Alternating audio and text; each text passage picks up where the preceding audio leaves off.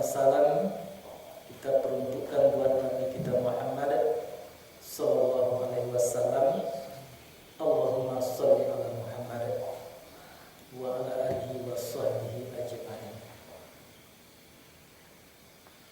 Syukur sekali lagi kita ingatkan, kita masih punya waktu, kita punya kesehatan, kita masih punya iman dipinjamkan oleh Allah, sehingga kita mampu untuk datang kepada pengkajian ayat-ayat Allah Subhanahu wa ta'ala, karena memang tidak ada yang lebih mulia daripada ilmu, tidak ada yang lebih tinggi daripada ilmu, tidak ada yang lebih berharga daripada ilmu.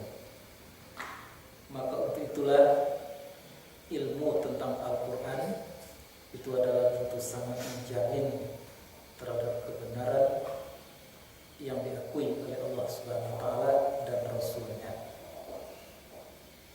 Pada kesempatan ini kita sampai kepada ayat 49 dari Bani Israil. InsyaAllah kita bicarakan sampai dengan ayat 52. A'udzu billahi minasyaitonir rajim. Wa qalu a iza kunna izama warfata a inna lamab'utsun khalqan jadida. Dan berkata mereka, adakah apabila ada kami ini menjadi tulang belulang, warufata artinya benda-benda yang cair, benda yang hancur, a inna lamab'utsun, adakah bahwa sesungguhnya kami sungguh akan dibangkit, khalqan jadida, menjadi ciptaan yang baru. Itu pertanyaan pada sebagian orang yang tidak beriman kepada Allah Subhanahu wa ta'ala. Qul kunu hijaratan aw hadidan. Pertanyaan atau pendapat keraguan yang semacam itu sangat tercela di sisi Allah. Sehingga Allah mengatakan, katakan hai Muhammad, jadilah kamu menjadi batu atau menjadi besi. Mengapa? Karena memang batu itulah yang tak mungkin nanti akan dibangkit, yang tidak akan dibangkitkan oleh Allah. Besi itulah nanti yang tidak akan dibangkitkan dalam keadaan hidup, karena memang tidak hidup.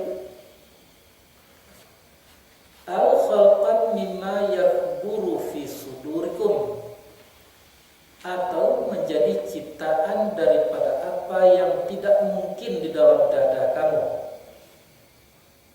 Artinya mereka bertanya menjadi suatu ciptaan yang tidak mungkin rasanya akan terjadi di dalam pemikiran mereka.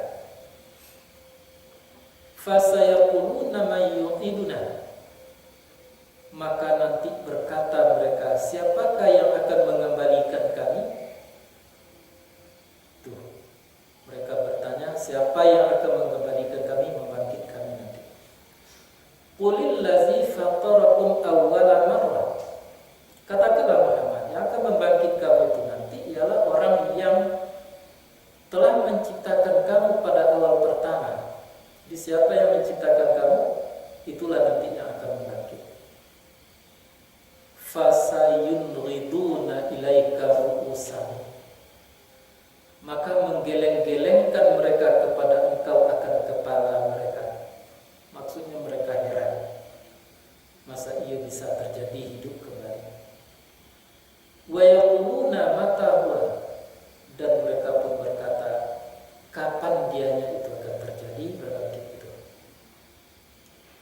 Qul, katakan hai Muhammad, asa an yakuna qariban, semoga bahwa adalah ia sudah hampir atau sangat hampir akan berbangkit itu.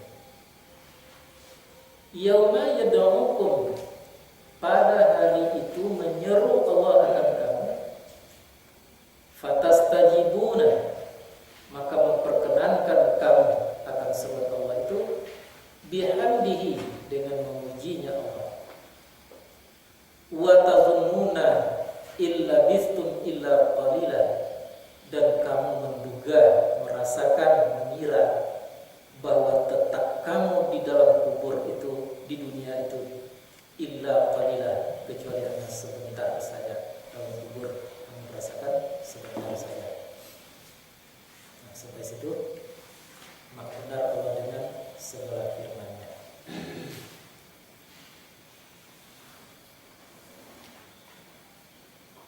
Di dalam pengajian yang kita laksanakan ada beberapa yang perlu kita ingat, yaitu kita tidak merasa puas kalau hanya mengartikan ayat, mengalihbahasakan ayat. Maka oleh sebab itu kita terdorong untuk lebih mempertanyakan, lebih menganalisa dengan secara kritis tentang apa yang disampaikan oleh Allah dan Rasul itu. Dan memang itulah penuntut-penuntut yang baik. Dia punya nyali, punya pertanyaan, punya sensitif terhadap apa yang disampaikan kepada mereka. Nah, maka oleh sebab itu akan tergambarlah nanti makna-makna yang terkandung di dalam ayat, yang kadang-kadang tidak ada lafadznya, tidak tertulis bentuk ayatnya, tapi ada di dalamnya. Nah, kita perhatikan. Wa qalu aiza kunna izaman wa rufatan, dan mereka berkata, apakah setelah kami hancur menjadi tanah dan menjadi benda yang hancur itu, kami akan dibangkit menjadi ciptaan yang baru. Maka tergambar di dalam ayat itu bahwa ada manusia itu yang tidak percaya kepada hari berbangkit. Bukan hanya sekedar tidak percaya, tetapi mereka bantah tentang hari berbangkit itu. Anado dalam kalimat itu. Cuma anado dalam kalimat, mereka berkata, apakah bahwasanya kami setelah jadi tulang benulang nanti, apakah kami akan dibangkit menjadi ciptaan yang baru? Itu ayat. Tapi di dalam itu sungguh nyata, benar-benar nampak bahwa ada manusia itu yang bukan hanya sekedar tidak percaya, tetapi malah mereka itu membantah tentang terjadinya hari berbangkit itu. Nah, lalu kita soroti mengapa terjadi yang semacam itu? Mengapa mereka itu membantah? Mengapa mereka itu tidak percaya? Itu persoalan. Karena mereka tidak mau menerima informasi yang diberikan oleh Allah melalui Rasulnya itu dengan secara jujur. Mereka menerima tetapi tidak dengan secara jujur. Artinya, you dengar bicara Muhammad, pesan-pesan yang disampaikan Allah, tapi dengan hati yang tidak benar, dengan perasaan yang tidak baik terhadap Nabi itu sendiri. Itu salah satu sebabnya mereka itu tidak mampu ya untuk mengiyakan apa yang disampaikan. Bukan tidak sampai ke telinga mereka, sampai. Sama halnya dengan apa yang disampaikan oleh seseorang, lalu seseorang itu kita benci, nyo sampaikan sesuatu kepada kita. Apakah kita mau menerima dengan secara spontan? Tentu tidak. Alasannya apa? Alasannya bukan kebenaran, tetapi karena kita tidak senang terhadap orang yang menyampaikan itu. Itulah ketertipuan. Sampai hari kini itu terjadi. Apa yang disampaikan oleh orang kepada kita, orangnya yang kita jadikan ukuran. Kalau kita tidak senang kepada orangnya, apa yang disampaikannya ditolak. Karena tidak senang kepada seseorang, apa yang disampaikan malah dibenci, tidak dipercayai. Nah, itu berlangsung selama dunia masih ada. Kalau dulu kepada Nabi mereka seperti itu. Kalau kini kepada orang-orang yang menyampaikan kebenaran Allah Subhanahu wa taala. Itu sebabnya taruhan daripada menyampaikan kebenaran Allah Subhanahu wa taala itu adalah kebencian yang pertama sekali. Artinya orang yang menyampaikan kebenaran Allah, imbalan pertama adalah kebencian. Tidak diiyakan, tidak dibenarkan. Nah, padahal secara filsafat bukan begitu seharusnya. Manusia itu berpikir tidak seperti itu. Kata Nabi, unzur biqal wala tanzur ila maqal. Utamakanlah melihat apa yang dibicarakan, apa yang diucapkan itu. Jangan kamu utamakan orang yang menyampaikan. Apakah yang menyampaikan itu bangsa negro? Apakah yang menyampaikan itu kulit putih? Apakah yang menyampaikan itu apapun? Tetapi lihatlah apa yang disampaikan, itulah yang akan harus dianalisa. Itulah yang harus dikritisi. Jadi akibat daripada tidak maunya menerima itu, menerima apa pesan-pesan kebenaran itu, jadilah tidak percaya. Dan bukan hanya sekedar tidak percaya, malah mereka tolak apa yang disampaikan itu. Maka di sini ditolak oleh mereka bahwa mana mungkin hidup kembali nanti setelah hancur menjadi tulang benulang, menjadi tanah dan lain sebagainya. Jadi yang kita pun tidak bisa seperti itu. Artinya tidak bisa kita diragu-ragukan itu. Jadi langkah setan itu untuk menjadikan manusia tadi menjadi tidak percaya atau menjadi kafir, tidak banyak ada sebetulnya. Pertama sekali dia buat manusia tadi berpikir berulang-ulang. Berulang-ulang berpikir, entah iya entah tidak, entah iya entah tidak, entah benar entah tidak. Kemudian dibuat manusia tadi ragu-ragu. Pernah saya sampaikan, diragukan, entah iya untung entah rugi, tahu untung ini entah rugi terhadap kebenaran. Nah, dan kemudian ditakut-takuti. Kalau dilaksanakan kebaikan itu ditakut-takuti. Kamu akan dibenci nanti, kamu tidak akan diiyakan orang nanti. Dan terakhir langkah setan itu kalau berhasil sampai di situ, hiasi kebaikan, hiasi dengan keburukan. Keburukan itu hiasi dengan kebaikan. Pada saat itulah manusia tadi tidak mempercayai, bahkan bukan hanya sekedar tidak percaya, tapi membantah atau menolak apa yang disampaikan oleh Rasul. Jadi kita harus persiapkan diri kita untuk tidak panjang-panjang pikir di dalam beragama. Ya, sepintas sajalah berpikir ya. Kalau bangun malam dan kalau tiap besok siang, jangan terlampau kita berpikir seperti itu. Ya. Nah, kalau dan bangun malam nanti dirugikan besok siang, jangan sampai kita ragu-ragu seperti itu. Jangan kita merasa takut tentang itu. Kalau dia siap, itu contoh saja. Apalagi kalau kita sudah sampai dihiasi bahwa lebih indah nampaknya tidak bangun malam daripada bangun malam. Itu berhasil, sudah berhasil itu setan untuk mendaya. Akhirnya nanti kita tidak akan percaya lagi bahwa yang dikatakan Allah itu baik, kita tidak percaya itu kebaikan. Yang dikatakan keburukan oleh Allah, kita tidak percaya lagi itu. Sampai-sampai manusia itu akan merasakan. Itu bagi orang Islam. Tapi kalau bagi mereka memang sudah dari sononya diganggu seperti itu. Jadi orang-orang kafir, orang-orang Nasoro, orang-orang Yahudi lah sejak dari awal mereka tadi dikemas, diselimuti oleh perdayaan setan. Nah, jangan kita berbesar hati. Sungguh pun kita sudah berada di dalam ruang lingkup Islam. Kita sudah menyatakan 2 kalimat syahadat. Kita sudah mengikrarkan bahwa kita percaya, beriman kepada Allah dan kepada rukun iman yang 6. Jangan kita sangat percaya bahwa kita tidak akan kembali nanti kepada pembantahan terhadap kebenaran Allah Subhanahu wa taala. Tergantung yang tadi. Kalau yang tidak tahu dengan sistem iblis, cara iblis, dan kemudian tidak tahunya bahwa dirinya itu sudah ada di dalam perdayaan setan dan iblis tadi, maka justru mereka itu akan balik persis seperti orang Yahudi Nasara, akan membantah tentang kebenaran Allah Subhanahu wa taala. Nah, jadi kita tidak salah tuh kalau kita katakan mengapa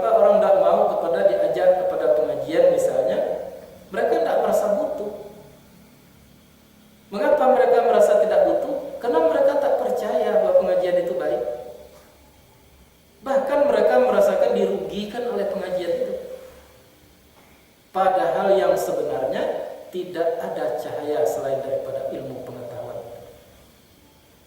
Itu makanya Nabi menyatakan seperti sejauh tadi disampaikan, perbandingan antara orang yang berilmu dengan orang yang beribadah itu ibarat seperti bulan purnama dengan seluruh bintang di langit. Berapa jumlah bintang di langit, ya, tetapi tetap tidak ada artinya dibandingkan dengan bulan purnama. Jadi untuk itu jangan dikejar ibadah semata-mata tanpa disiasati dengan ilmu dan pengetahuan.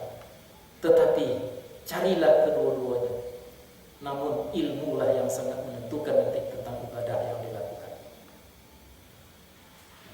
Orang kafir sekalipun kini sudah menyatakan betapa pentingnya ilmu dan pengetahuan yang telah dicanangkan oleh Rasulullah semenjak oleh abad yang lampau.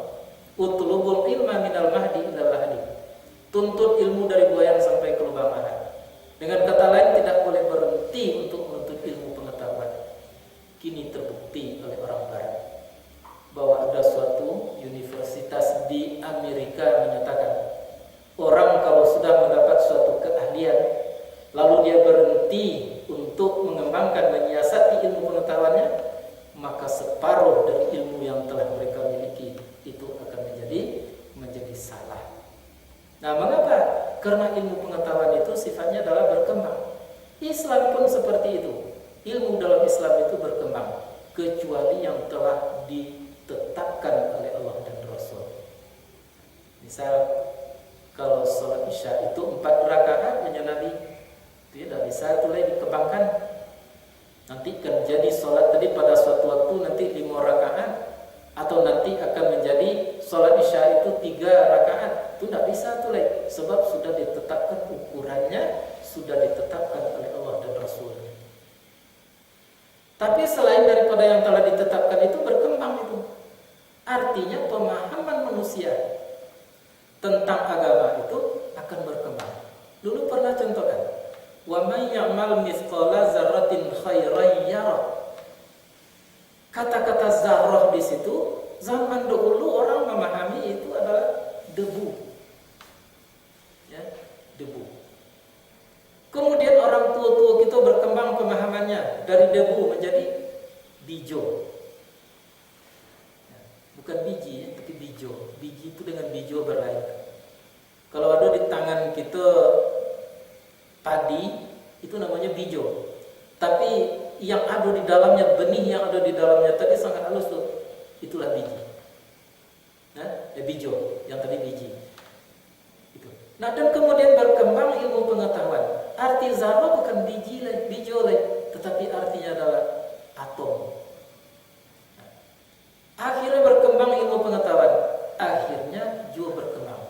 Sampai kini berhenti baru sementara arti zarrah itu adalah molekul, jadi lebih halus daripada atom.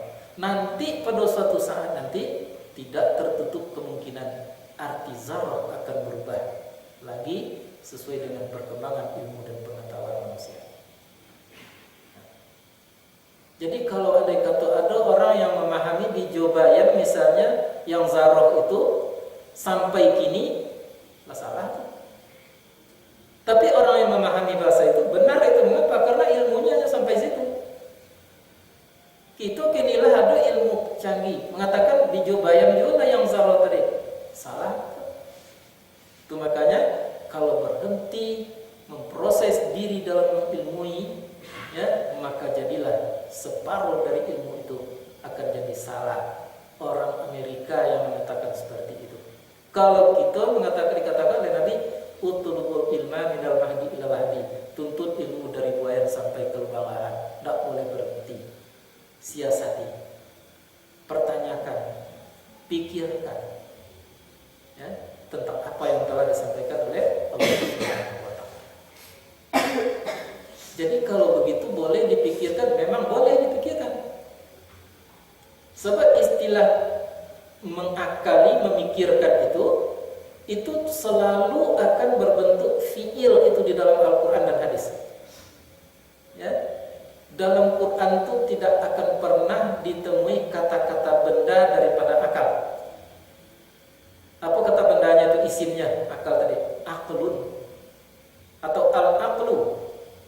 Itu kata bendanya, isim. Tidak ada di dalam Quran itu kata-kata al-aqlu, kata-kata aqlun, tidak ada. Yang ada apa? Taqilun, ya, yaqilun, itu tidak ada dalam Quran. Artinya apa? Artinya apa yang sudah ada di dalam hati kita, zarah tadi, maka akal kita berbuat untuk memikirkan itu. Jadi akal itu adalah ekspresi daripada apa yang ada di dalam hati kita. Jadi hati, qalbun, itu mengenali sesuatu, lalu otak kita yaqilun, memikirkan. Bukan sebaliknya. Jadi antara hati dengan akal itu senyawa. Hati yang punya tugas, akal mengakali, memikirkan. Itulah akal. Jadi ayat-ayat Allah Subhanahu wa taala, la'allakum taqilun, banyak sekali itu. Tapi sementara ada orang yang mengatakan ayat Quran itu tidak boleh diakali dan tidak boleh diakali, ya, tetapi memikirkannya itu dituntut di dalam agama. Banyak itu contoh-contoh. Seperti tadi diterangkan sore tadi, seperti kata-kata ikhlas. Ya, kata ikhlas tadi itu. Bahasa Arab, bahasa Quran itu. Wa ma umiru illa ya'buduna. Tidak ada yang aku suruh kecuali mengikhlaskan diri di dalam agama. Ayat lain menerangkan wal asri innal insana lafi khusrin. Sungguh manusia itu rugi, illal ladzina amanu wa amilus shalihat, kecuali orang beriman dan orang yang beramal soleh. Jadi bagi-bagi, satu orang beriman, yang kedua orang beramal soleh, yang ketiga orang bernasihat-menasihati dengan sabar, kemudian nasihat-nasihati dengan benar. Tidak bisa, itu satu paket kampanye itu tuh. Mungkin cie tetap jadi orang rugi. Jadi rupanya illal ladzina amanu wa amilus shalihat. Apa yang dikatakan soleh itu berkembang itu. Kalau dulu yang dikatakan soleh itu apa? Berbuat untuk Allah, bukan untuk yang lain. Bukan salah itu. Nah, kemudian jalan pemikiran manusia mencari kebenaran akhirnya berubah. Ada orang yang berpendapat sesudah itu bahwa yang ikhlas itu adalah memurnikan perbuatan. Tak salah perbuatan kita menurut syarat. Salat rukuknya benar, sujudnya benar, iktidalnya dan bacaannya itu benar. Nah, itu pula yang dikatakan ikhlas. Kemudian setelah itu berkembang, apa yang dikatakan ikhlas itu? Yaitu tidak ada menuju yang lain, meninggalkan yang lain, yang dituju hanya Allah Subhanahu wa taala. Walaupun ingin mendapatkan pahala, tapi kita tahu pahala itu dari Allah. Akhirnya ada orang yang berpendapat bahwa yang ikhlas itu apa itu? Yaitu memaksa diri. Ya. Bukan terpaksa, tetapi memaksa diri. Contoh, kalau seseorang ibu menyusukan anak, kalau tidak menyusukan anaknya, kira-kira apa?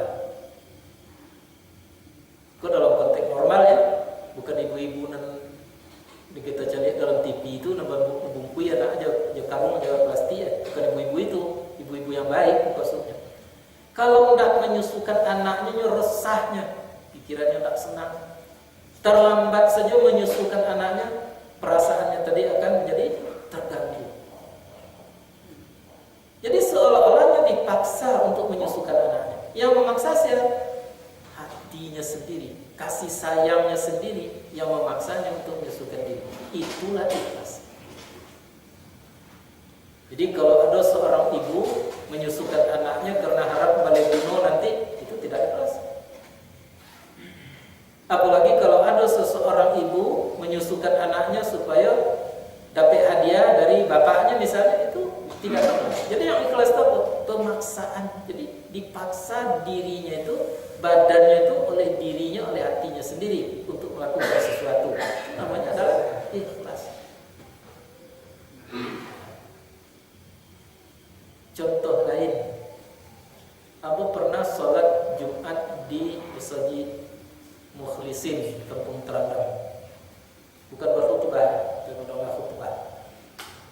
Di situ kalau kita tiba di masjid tadi itu anak-anak berabui keterempat. Ya. Ada sampai kini anak tadi itu yang kamu sendiri bertanya-tanya tapi tidak berani menanyakan. Mengapa tidak berani menanyakan? Kalau andai katanya iyo kan dia di dalam sengsara, di dalam berkekurangan, dia tidak akan mampu untuk menolong berikutnya nanti. Tapi ambo merasa menduga bahwa anak tadi anak baik, anak tadi adalah orang yang berkekurangan, ya, ambo yakin itu anak tadi. Sehingga di waktu membayar titipan terompah 2.000, ambo agikan piti 10.000.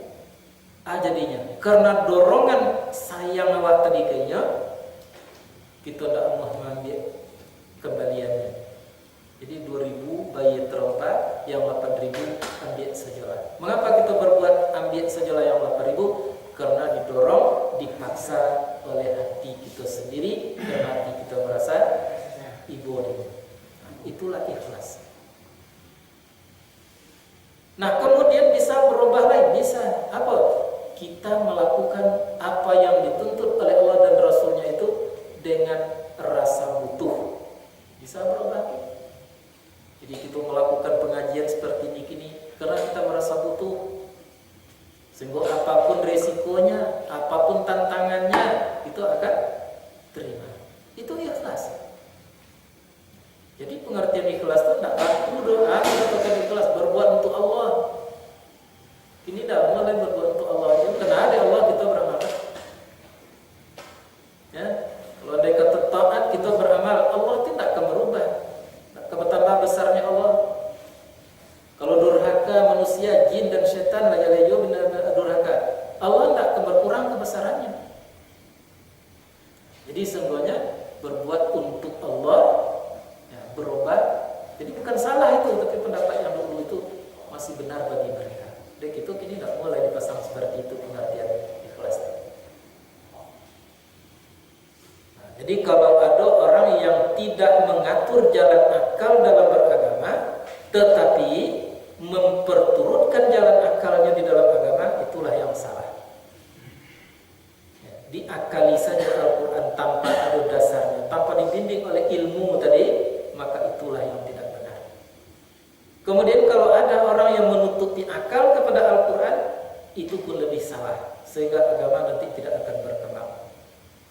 Nah, dan artinya yang seharusnya membimbing akal kepada Al-Quran dengan ilmu dan pengetahuan. Itulah yang dikehendaki oleh Allah.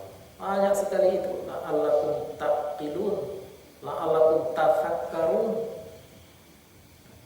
Tafakkarun itu termasuk itu, berpikirlah, perlu